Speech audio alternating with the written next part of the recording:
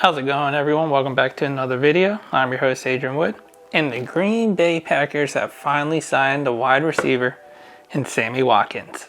Now, Sammy Watkins feels like he's been in the league forever, and he kind of has been, entering his 9th year, but he is only 28 years old, turning 29 in June of this year. Now, Sammy's career hasn't been all that great, considering he was drafted 4th overall by the Buffalo Bills.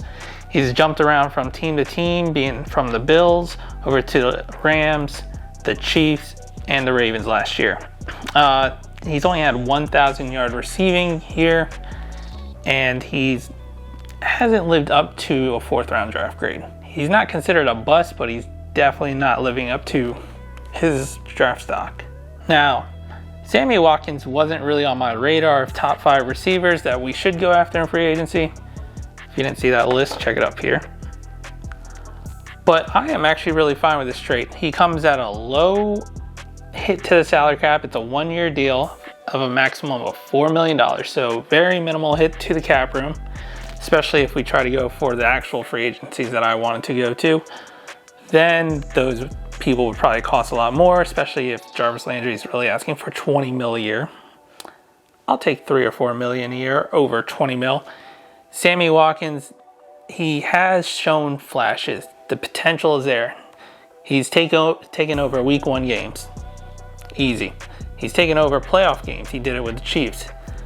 He has that ability. Now, the consistency is not always there, and he has been injury prone, but every free agent receiver that's worth anything for us has a history of injury. So, at 1 year for up to $4 million, I think that's a pretty good gamble.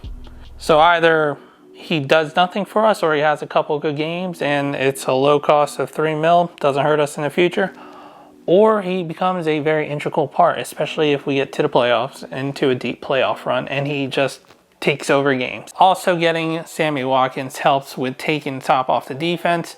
His 40 time when he entered the league was a 4.43, so he's definitely a deep threat, on par with MVS's speed.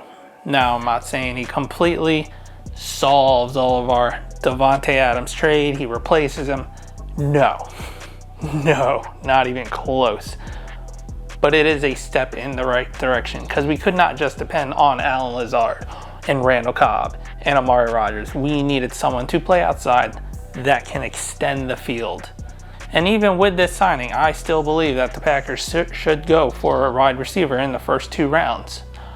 Hopefully it's Christian Watson. From what I've seen on his tape, like him. Jahan Dotson, Now, I have seen Chris Olave linked to us multiple times, but I believe his draft stock is a lot higher, so he'd be going earlier. So we would have to trade up to try and get him. But with that being said, I still believe the Packers need to go into the draft and get a receiver in the 1st round still. And still potentially make a run at another free agent. I'm still big on Will Fuller. Also, another thing to note, Sammy Watkins has played under Matt LaFleur, even if it was just 1 year, over with the Rams. And he has played with our wide receivers coach and Jason Vrabel for a couple years when he first entered the league with the Buffalo Bills.